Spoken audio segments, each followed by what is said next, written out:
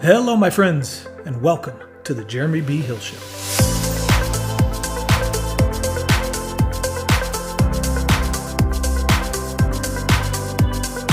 For those that are on their way to becoming the best version of themselves, finding their own success, these are the real-life stories, the goods and the bad, the successes and the failures from those leaders who have made it and those that are still on the journey. Welcome to the show.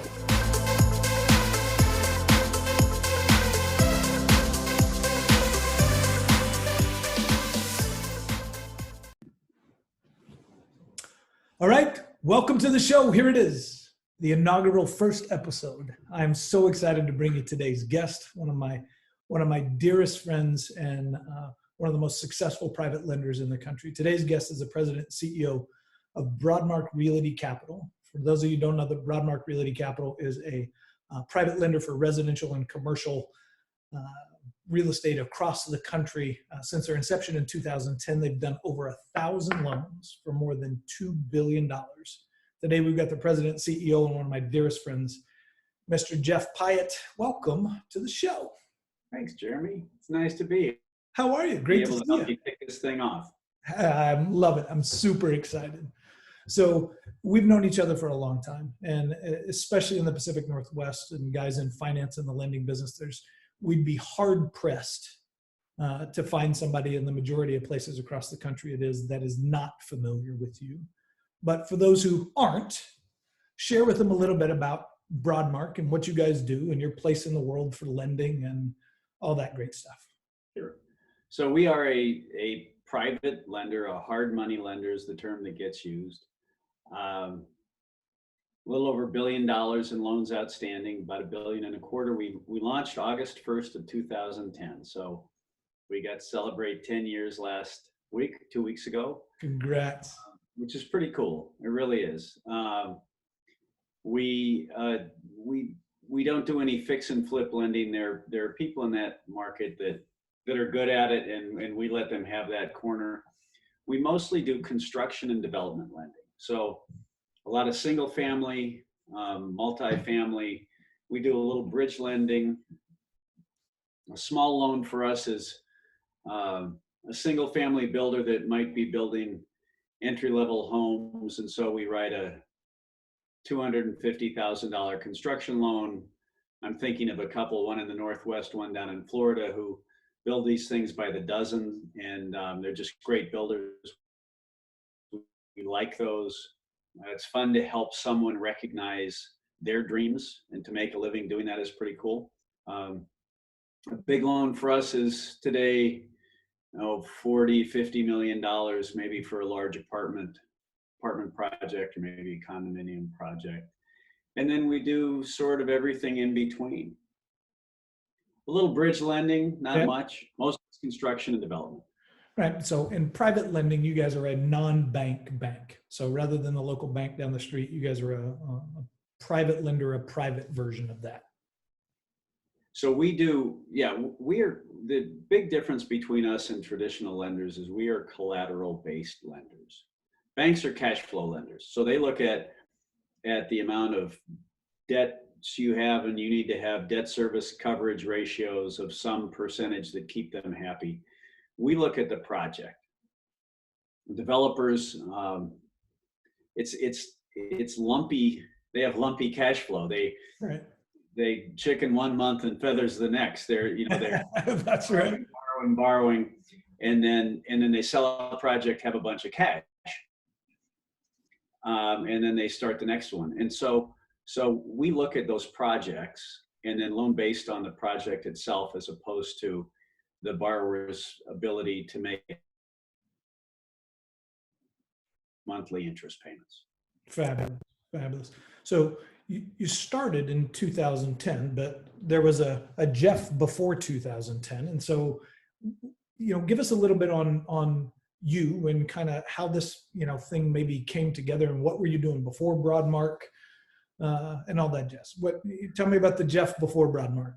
Jeff before Broadmark was younger. Weren't we all? Yeah. More and more every year. So I've been in what I refer to as the alternative finance business since the early 90s, Okay. 30 or So not so. quite the abacus, but like a while. You could see it from there, right? I got you. Okay. Yeah, we may have still had floppy disks. I don't know, but Right. um, so I include the leasing business in that, the factoring business, accounts receivable financing, which we used to do. I used to do to get into just the real estate based lending, and I like it because it has a good yield.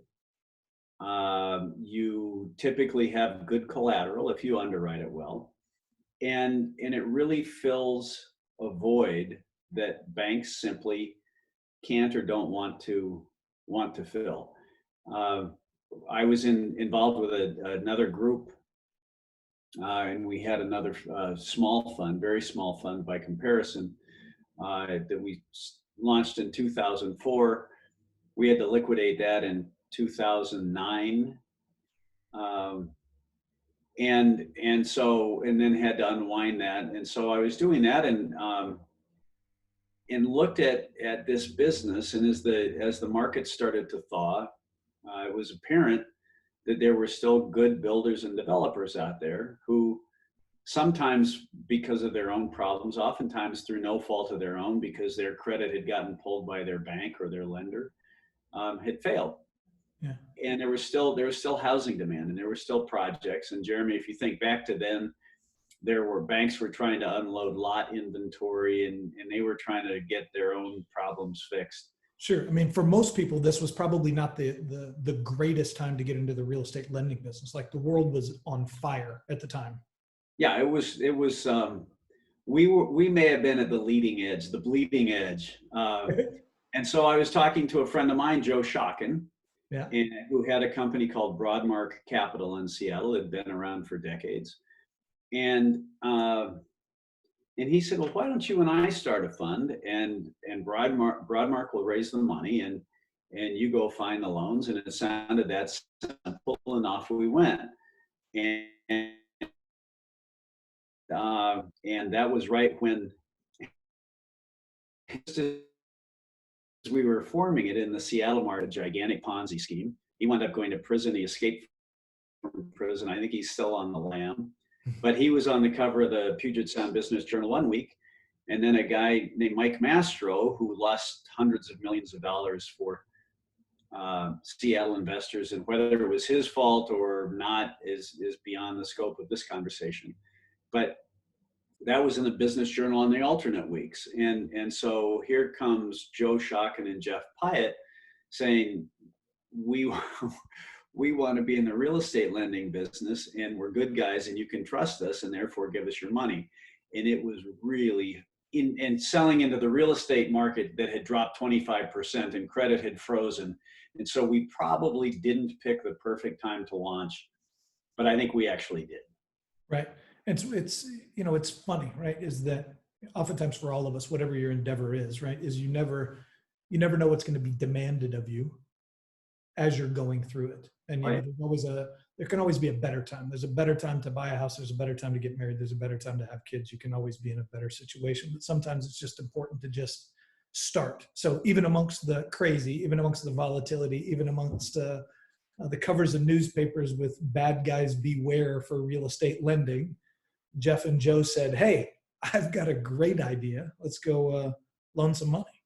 Yeah, and so we decided that we weren't going to have any leverage, and that was important. We decided that we were only going to loan in Washington, Oregon, and Idaho, so that we knew the markets.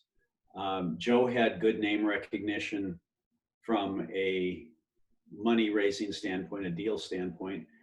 I had a good reputation, or I hope I had a reputation for being able to put loans together and do construction lending. And so it worked well. First year, we had a whopping $1.6 million. After 5 months, we'd raised $1.6 million. $1 million of that was the house's money. In this business, you make money by paying, you charge interest, you pay your investors something, and what's left over Right. what you live on. I also happened to, at that point, have 2 daughters in private colleges. So And you were motivated. it woke me up every morning. It actually woke me up in the middle of every night, but I got up every morning, and we just kept pushing. And we had overhead. We had a controller who has since retired. She became a partner,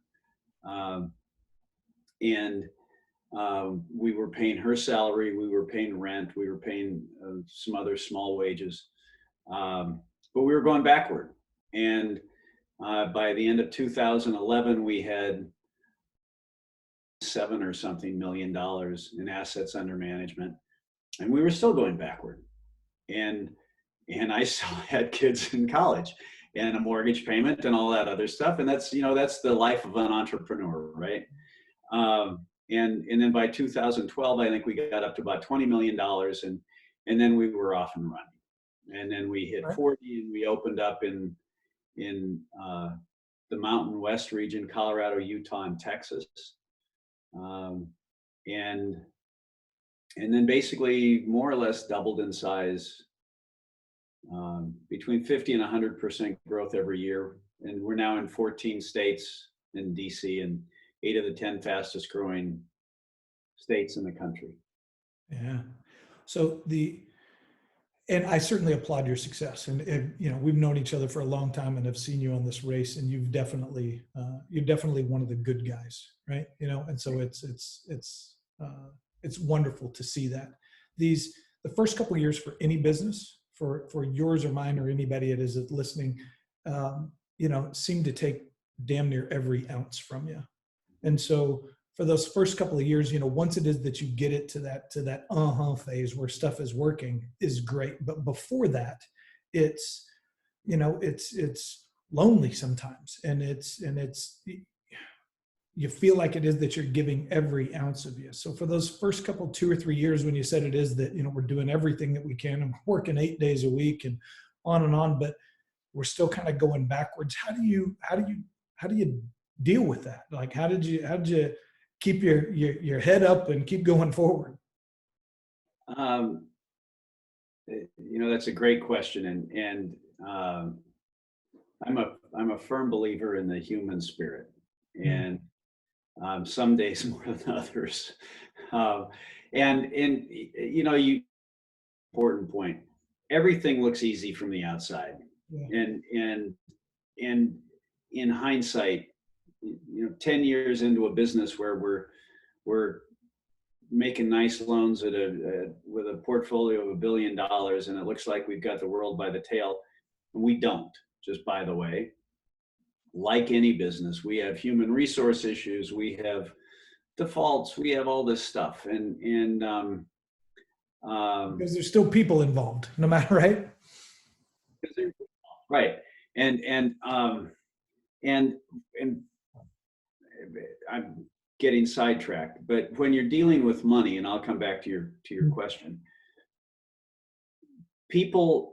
I have become convinced or jaded over the last 20 some years that people will say and do things that in their heart of hearts they would swear they would never say or do because of money.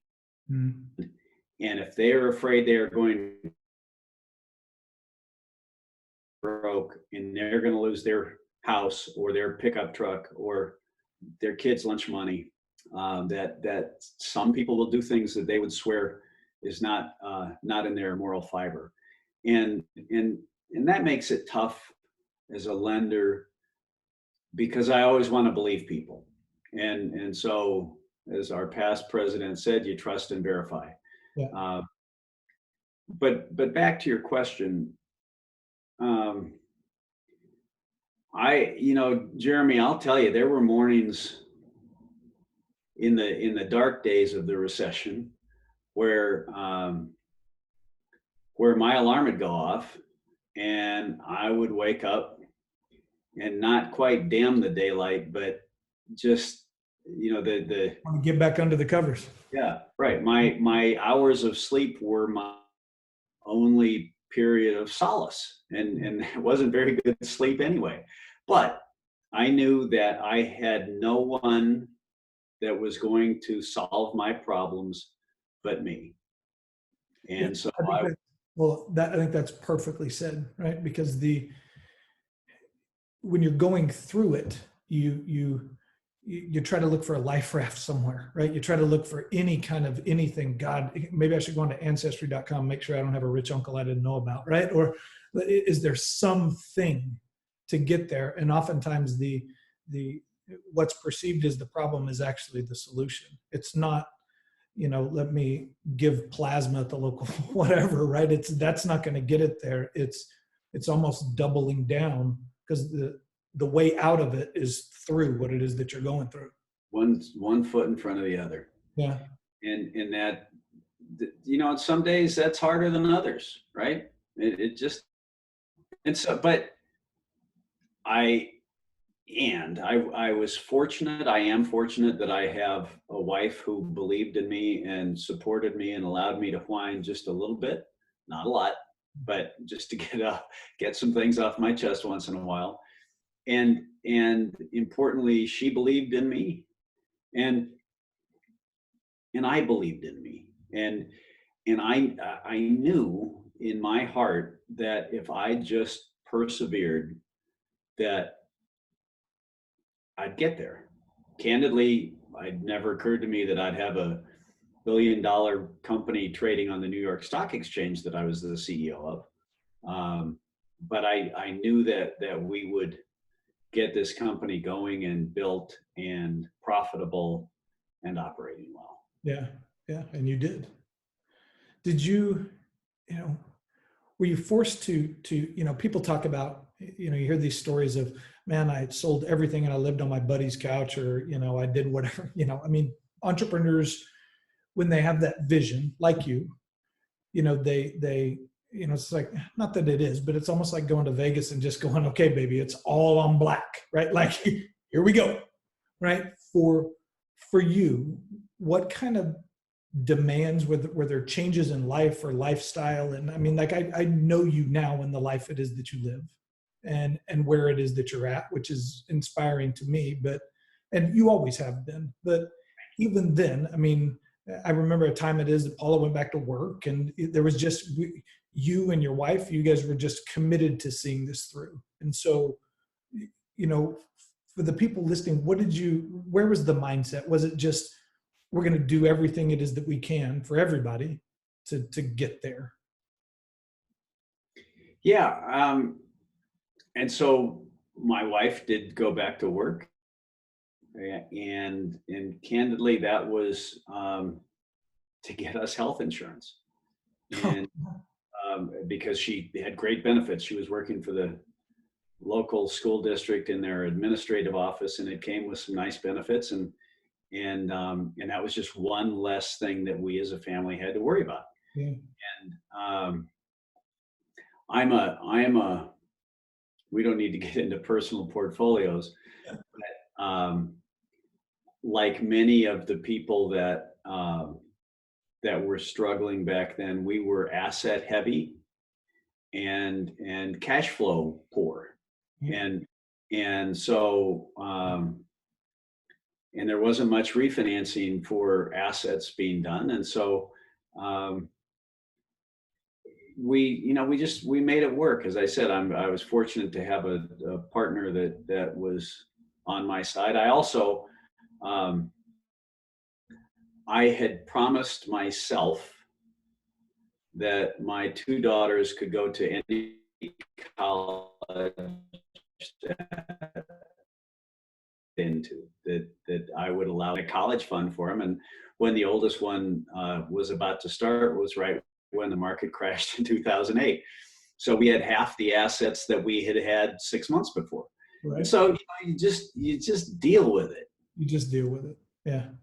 It's and you become a firm believer of we plan and God laughs, right? Like, I mean, that's it. I've stolen that line from you many times.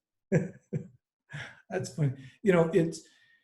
I think one of the critical things that most people don't understand is how important it is for you to have a spouse that supports you, right? Like there's some, what there's some old saying it is that a general can't fight can't fight on two battlefields at once. Like you cannot give everything of yourself from 6 a.m. to 7 or 8 o'clock at night and slay the dragons it is with work, and then come home and have your spouse cut your legs out from under you. And so for you, and you've been blessed. Paul is fantastic. I've been blessed with Christine. And so there's a lot of people that maybe don't have that. And it's so important on the fact it is to understand that as a couple, that you're in this thing together, right? And that you've got to support each other even when it seems crazy. I mean, I know that Christine would much rather support me when we're successful. She'll still support me if we're living in a tent. She may not be as happy, right? But that's right. So important. It is, and I'm grateful, and yeah. Yeah, I mean, so along the journey, you talk about these 2 or 3 years it is that candidly it was just tough, and that's normal. It's not meant to be easy, right? Like you don't get the fruit without going through some of the growing pains, right? Like going to the gym, you're not going to get muscles without hurting for a while. But during that 2 or 3 years it is, or more, that was really commanding everything from you, was there ever a point in time to where you're like, just fuck it, forget it, I'm going to go get a job, or I'm going to do something else, or no. Is there ever a point in time to where you just think about tapping out? I know there was. Yeah. That it's a pretty short conversation, because if I've learned one thing about myself as an entrepreneur, even though I now work for my company as an employee, right. I'm going to contradict myself, but I'm not a good employee. I never was, and me neither. And so nor do I have a resume that I could just at 50 years old, and I'm a big believer in that it exists, not a supporter of it, that I'm going to put together a resume and I'm going to go out and find myself a job that satisfies me. What I would have done would have been to go get a job while I was trying to figure out what I was going to do next. And so that's a waste of time. Yeah. And I was talking to my son-in-law this week about entrepreneurial versus paycheck kinds of things. And I said that just be careful that you aren't so busy earning a living that you don't do the things you need to do to create wealth. Yeah. And that's easier said than done when you've got, in his case, a wife and a young son and a mortgage payment and all that stuff. But if going back to me in those first couple of years, tough years, what was I going to do, Jeremy? Right? I mean, you know me. Yeah. What are the options, right? And I love this business. It fills a niche that is completely unmet, was unmet before the Great Recession, and then with the changes in the banking system, is really an unmet need. And if you do it well, and we do it well, there's just vast opportunity. And I believed it back then.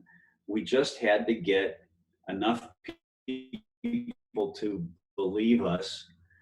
And we had our first audit after 5 months, because it was year end, and we were clean. And then we had a second audit 12 months after that, and we were clean. And then we had a third audit. And what showed up was that we spent a lot of money, controls that were unnecessary for a company that small, so that when I came to you as a potential investor, I could show you just the cleanest books and records. Yeah.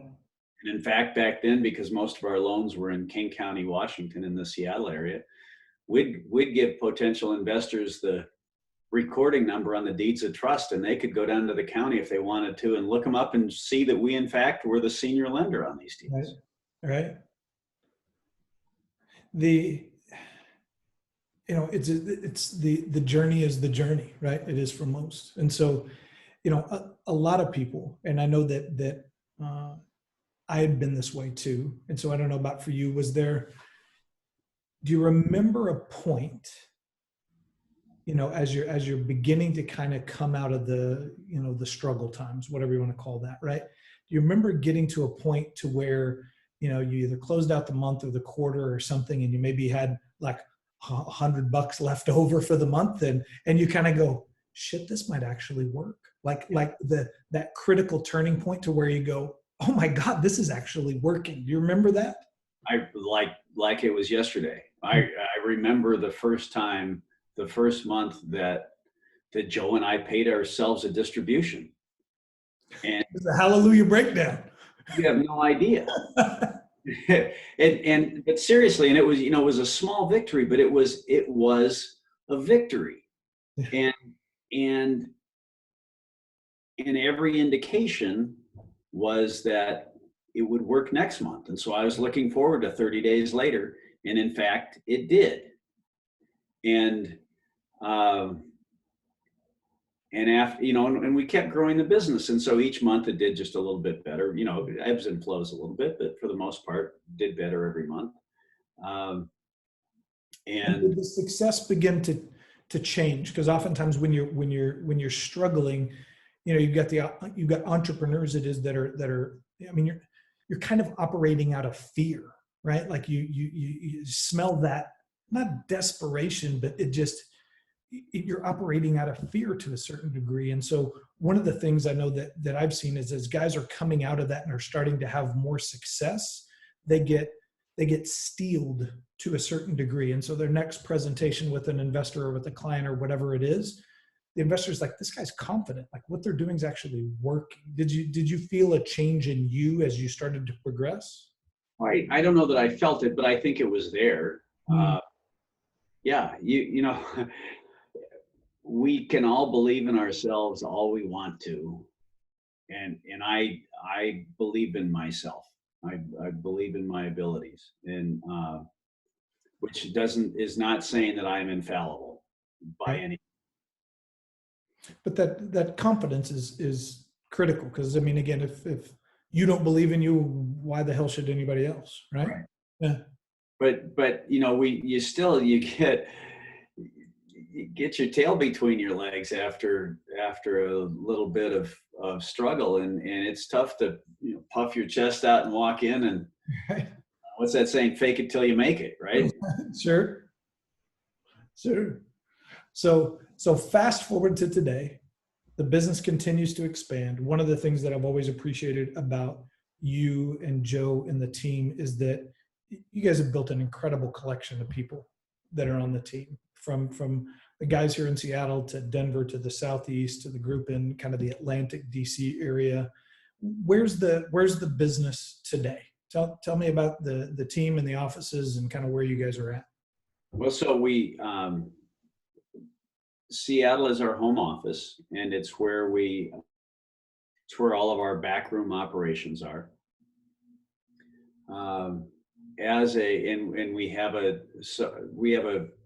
We had a partner in each of the four regions. So the Southeast, as you mentioned, is Jordan Shaw, and our Mid-Atlantic region is the newest, based in DC, and then in Denver and Seattle. And each of those was run by a partner in that fund. When we went public, we rolled them all into one, and those four guys became senior vice presidents. They each have their own selling and underwriting teams in their respective regions. We have, and we're a small company, we've had to add quite a few people. As a public company, we now have to be Sarbanes-Oxley compliant and are doing that, and just more reporting, and so that takes overhead, and we've had to add people. I'm a big believer in culture. Yeah. I enjoy dropping into people's offices or cubicles and, what'd you do this weekend, or what are you up to this weekend, and what are your plans for the rest of the summer, and get to know people. That's been really hard in the COVID world. Sure. it's one of my biggest worries is that we lose some of that culture, especially as we are adding. We're going to grow by the time we get back to an office. I bet we have 20% more people than we had prior. Wow. Um, if somebody from Amazon is listening to this, they're going to say, "So what?" Right? But for a small company like ours, to go from 40 some to 50 some people is a big deal. Yeah. And I don't want to lose that culture. I love going to work, and interacting with people, um, and so we're dealing with it. People are working from home, though they're doing a good job. Um, And operations, even amongst the craziness of COVID, it's still, full steam ahead and business as usual, as whatever, I guess, whatever the hell that means in COVID world. yeah, yes, the lending business is going great. With all of the people in the world who are struggling, and it's tough. I I don't want to say I feel guilty, because I don't, but I sure am grateful that our business is doing as well as it is. As I said, we do a lot of single family construction financing, and the single family housing market's booming, Yeah. and the apartment market's doing well, and we don't have a bunch of loans on hotels and shopping malls. And Right. I'm fortunate. Yeah. So looking back, August of 2010, I remember it vividly when it literally was, Jeremy, we're going to, and I think we had a drink that week or something, or sat down and talked, and you're like, okay, well, we put $1 million together, and we're going to go make a loan or two and kind of see what happens. From that to today, and ringing the bell, in November this last year, which was just, man, just incredible. Did you ever have any idea 10 years ago that 10 years from them today it is that this is what the business would look like? No. Right? It would have been, that I am aware of, this has never been done. Now, there are other lending companies that are bigger than ours. They go find themselves $2-3 billion worth of debt. They'll make some loans. We had a goal of raising $25 million, and we thought we might get there. What I wasn't willing to say out loud to my partner, Joe, because I thought he would smack me for being naive or a dreamer, was, in my mind, I was convinced we could get this company up to $100 million, which in Seattle would have been as big as anybody around. Yeah. And so we hit 25 and we were a private placement. So we had to amend our private placement, and we took it up to $60 million. All of a sudden we started getting close to 60, and we took it up to, I don't know what we took it up to, but it looked like we might hit $100 million. It was the peak to peak concept, right? You get to the peak, you see the next one. Right.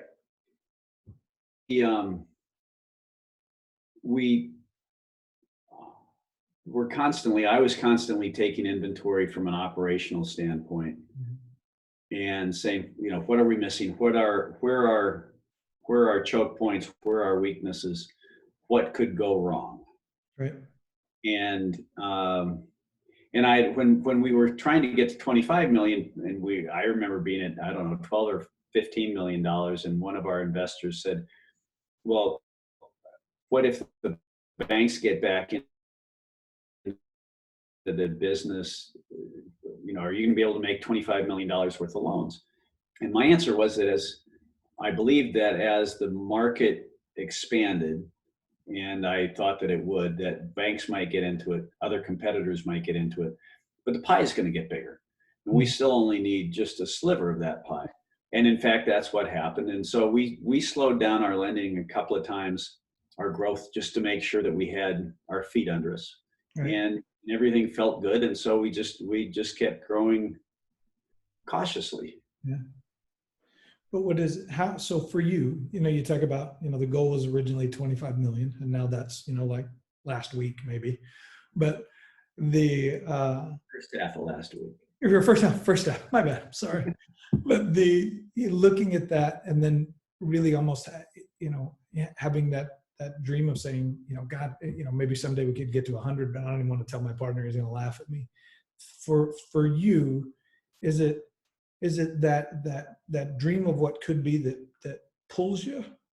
I mean, is that something that you held to? Was there something that was, I don't know, motivating you or inspiring you to keep going? Or is it just, one foot after another and you kind of stumble into your success? Um, it's a great question. For me, I always want to do my best. Mm. And if I do my best, then that's all I can do. And it's either good enough or it's not good enough. Right. But it's my best. And so if we had gotten to $10 million and that was all we could do, and that was my best, then we would have, made a paycheck and we would have been okay. I will also tell you, if you go back to my late 20s, I was working for a company that we wound up at $1.5 billion in revenue through an acquisition. It wasn't the kind of place I wanted to work. And so I left, and that was when I started on my own. But I used to say back then, someday I'm going to run $1 billion company. And that became less important, because saying $1 billion company is just, so what? What's that mean, right? What are you going to do with that? And what's the importance of a number? And the answer is there is no importance to that number by itself. And so when we hit $1 billion, I had to chuckle, because I thought, man, you got to be careful what you wish for in life, because you just might get it. Right. And so all I've ever wanted to do is my best. I love learning. I love new adventures and stretching myself and pushing myself. When I was the company that we merged with to be public, which really was more or less an IPO, asked me to be the CEO, and I said I would, and being a public company CEO is a whole new set of challenges for me, and so it's fun, and I'm having fun, and I've got a CFO who is just a franchise player. So is our chief credit officer, our chief operating officer, all the way down through our loan servicing people. We've got wonderful people. Yeah. So having a public vehicle with which to grow is kind of exciting. And don't ask me what I mean by that, because A, I probably couldn't tell you, because it would be non-public information. But B, I don't even know that I know, but I know that we have here, Right. that I think I can have some fun over the next few years. Well, so that's a great segue. So what does, today forward for the next 2 or 3 or 4 or more, or whatever it is, years, what does the next 2 or 3 or 4 or 5 years for Broadmark look like? Where do you see this thing going? We are committed. We're committed to building our assets under management. We are loath to take on leverage. As I said, we have been an unlevered company. Public company debt can look different from private company debt, and so never's a really long time. So I don't want to say never, but there are Our stock price affects whether we can go do a secondary offering in the stock market, whether we want to or not. There are other ways to do things. We've launched a new private fund. We launched in March. Congrats. Yeah. Thank you. That will invest alongside the public company in a manner that is fair to both sides. That was important. We launched in March and COVID hit. So, once again, there you go. Right. But things are calming down, as you know, and they're getting their feet back under them. And I expect that to be a significant growth platform for us. And then we'll see. Right. Fabulous. But we're going to stay focused. What you asked. I have had my greatest success when I take aim with a rifle, and I have had my greatest failures where I've said this, let me go try this. Right. And they usually don't equate. And so we're going to stick to what we're good at for the foreseeable future. Good for you. And I would expect nothing else but continued success. Well, I hope so. Thank you. So a couple last questions. So for most people, it is that would look from the outside is that,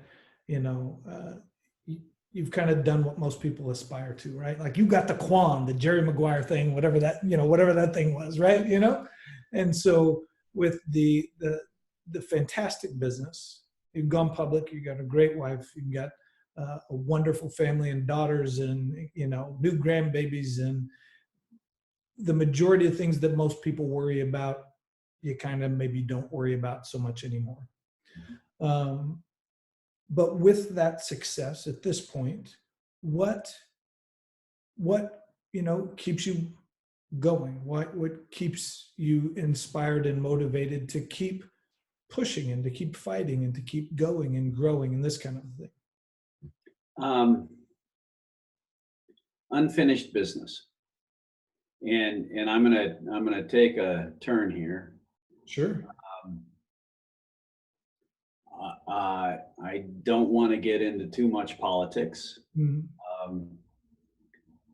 but I will tell you that. So I'm a recovering hippie. I'm just an old hippie. If I had any, long hair's gone. I get it. Any hair, you'd probably still be down here. That train left the station a few decades ago. As a young man, I was vocal and committed to and active in social justice. Okay. And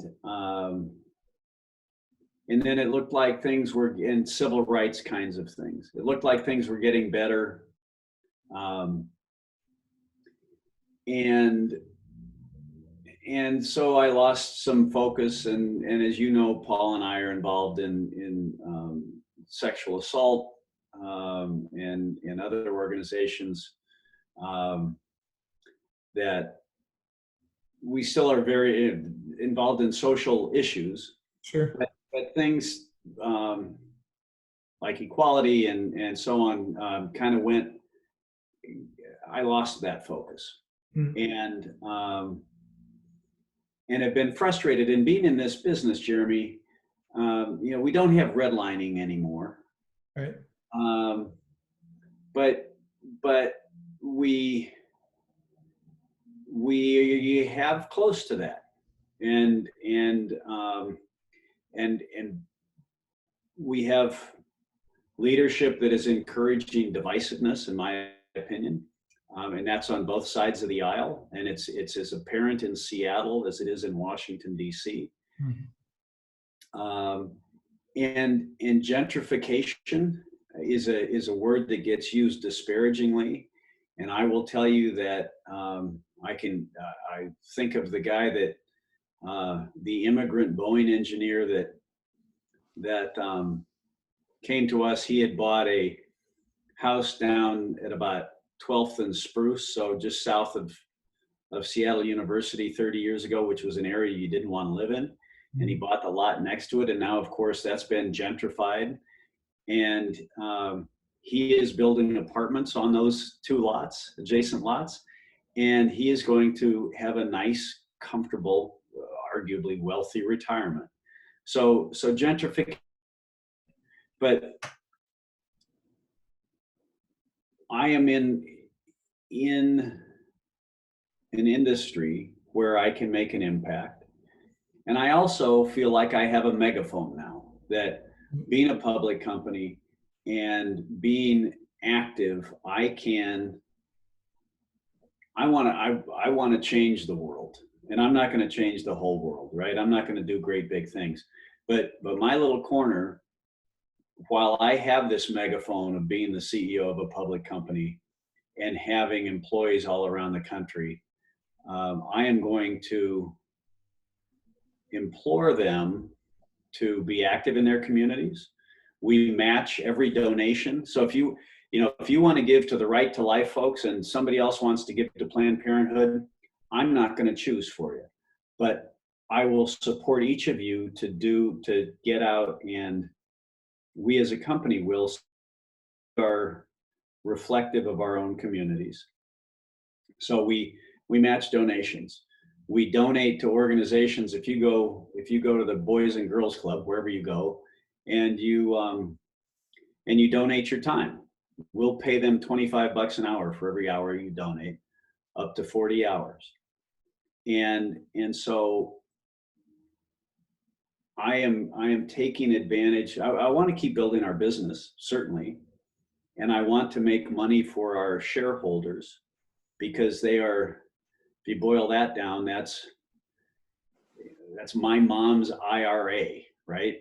And it's not just some big Wall Street company. It's a company that's owned by individuals or their representatives, and they rely on our income for income. Yeah. Beyond that, then I want to go out and I want to improve our country and our community. That's fantastic. So it's now to a point to where it is that it's well beyond you, right? You've been blessed with this success, and rather than the old saying of get all you can all you get, and sit on the lid, it's what can I do to turn around and contribute back to those things it is that are important to me, that either lift other people up or that make a dent for them, right? Is that this being blessed is the opportunity to turn around and share that blessing with somebody else. And you and Paula have always done a great job of that. And I think that you, me, anybody, the 4 people who you pay to watch this, all have an obligation to do what we can. And I'm not going to tell you what to think or anybody else, right? But we have to work with our hearts and recognize that if I'm sitting here talking to you, I am one lucky individual, and it's incumbent upon me to help give other people a leg up. Amen. Well said. Well said. So, I mean, you probably almost already answered the next question, but I guess the last couple of questions is what does real success look like to you?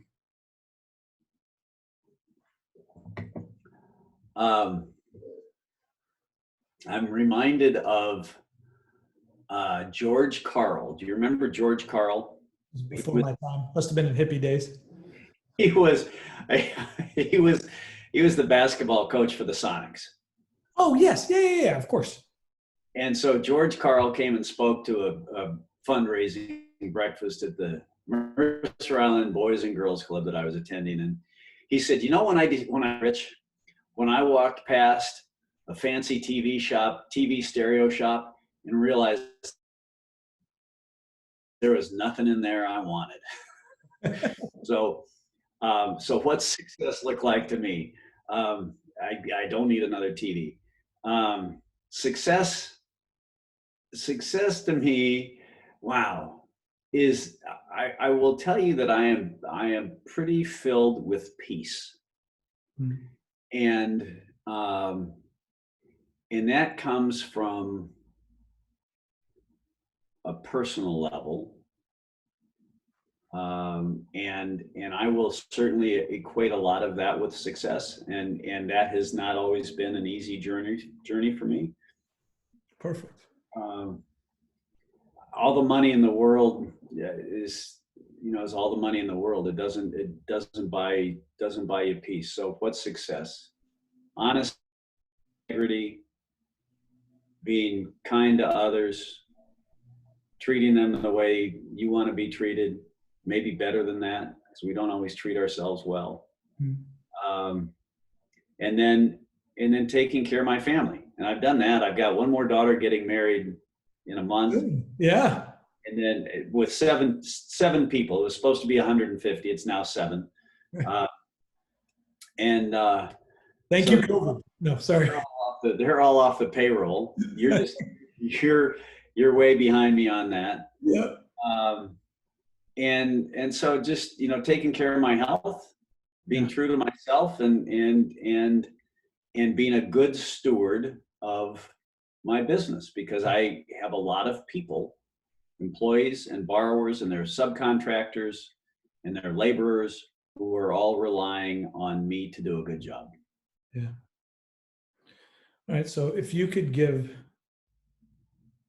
Jeff 15 years ago, 10 years ago, whatever it is, if you could give Jeff 15 years ago advice, looking back on yourself today, what nugget or two would you give yourself it is? Lighten up on yourself. Yeah. And just stay true. I told you that I left a private company, however many years ago that was, when I was in my late 20s. And I was being asked to do something that didn't quite feel right. And I came home to Paula, and I said, I get one chance in life to sell my soul, and this isn't it. Yeah. And so far, I don't feel like I have, and I hope I never do. And good for you. Wonderful. Buddy, I cannot thank you enough for sharing time with us today. It's been fantastic. And I've always known you as one of the best humans that I know. And so it's great it is that you allowed us to share a little bit of you today. So for those people that want to find out a little bit more about you and about Broadmark, where can they find you? Broadmark.com. There's investor information. They talk a little bit, pardon me, phone just buzzed. There's the phone. Talks a little bit about company, what we do, how we do it.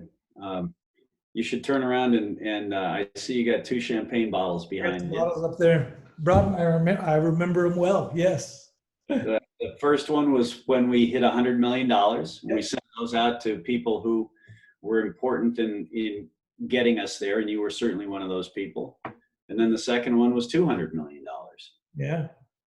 I don't know if there was a bottle after that. I didn't get any other bottles. I'm just saying. You didn't get I didn't get the other ones, right? No. That's fine. The fact is, Jeremy, we were growing so quickly that we barely got the 2s out before it was time for the 3s, and so we didn't bother. That's an even better story. We should have talked about that 30 minutes ago.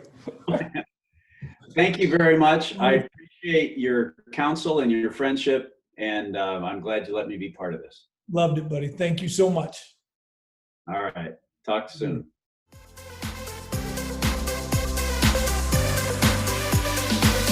Thanks for listening today. This has been the Jeremy B. Hill Show. If you liked today's episode, go on and give us a 5-star review. Not 4, but 5. And even more importantly, share it with somebody else. This is Jeremy B. Hill. Your success is waiting for you, but it's not going to wait forever. Go get it.